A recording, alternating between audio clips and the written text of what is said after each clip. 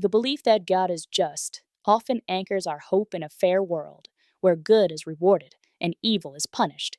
This comforting idea lies at the heart of the just world fallacy, a cognitive bias that assumes life's outcomes reflect divine justice.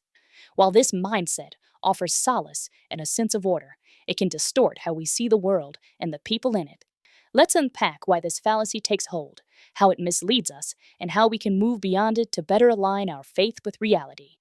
What is the just world fallacy? The just world fallacy is the assumption that the world operates like a divine courtroom. The righteous are blessed with prosperity and health, while the wicked face suffering or ruin. Rooted in religious and moral frameworks, it's a way to make sense of life's chaos, suggesting a just God ensures everyone gets what they deserve. This belief is reinforced by cultural narratives, from religious teachings about divine reward and punishment to secular ideas of karma. It promises predictability in a world that often feels anything but. Psychologist Melvin Lerner's groundbreaking experiments in the 1960s revealed how deeply this bias runs. In studies, people were more likely to blame victims of misfortune, like poverty or illness, than acknowledge random or systemic causes. Why? Because believing suffering is deserved preserves the comforting illusion that the world is fair.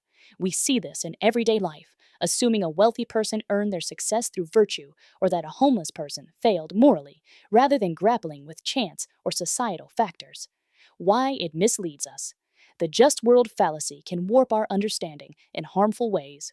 First, it fuels victim blaming. When we see someone struggling, whether with poverty, disease, or disaster, it's tempting to assume they did something to deserve it. This protects our belief in a just God or a fair universe, but dismisses the messy reality of unearned suffering. For example, we might judge a cancer patient's lifestyle rather than accept the randomness of illness, or assume the poor just didn't work hard enough while ignoring economic barriers. Second, the fallacy breeds complacency. If we trust that a just God or a fair system automatically balances the scales, we're less likely to challenge injustices. Systemic issues like racial discrimination, economic inequality, or gender disparities get downplayed because we assume the world self-corrects. Yet real-world evidence contradicts this. Innocent people suffer, the guilty sometimes thrive, and random tragedies strike without moral rhyme or reason. From natural disasters to historical atrocities, life often defies the tidy logic of deserved outcomes. The fallacy also shapes how we interpret success. We're quick to attribute wealth or status to divine favor or moral superiority, ignoring luck, privilege, or exploitation. This can lead to arrogance among the fortunate and unwarranted shame among the struggling, reinforcing a simplistic view of human worth. Breaking free from the bias. Recognizing the just world fallacy doesn't mean abandoning faith in a just God. It means rethinking how divine justice might work. Life's unfairness doesn't negate spiritual beliefs, but challenges us to see them in a broader context. Start by questioning snap judgments about others' fates. When you hear about someone's hardship, pause and ask, is this suffering truly deserved, or am I overlooking systemic factors, chance, or complexity? Similarly, when you see success, consider the unseen advantages, wealth, education, connections that might have played a role. Embracing empathy is key. Instead of assuming a person's struggles reflect divine judgment, listen to their story. Acknowledge the structural barriers or random events that shape lives.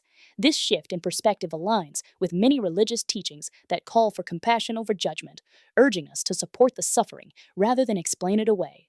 Finally, challenge complacency. Believing in a just God can inspire action, not passivity.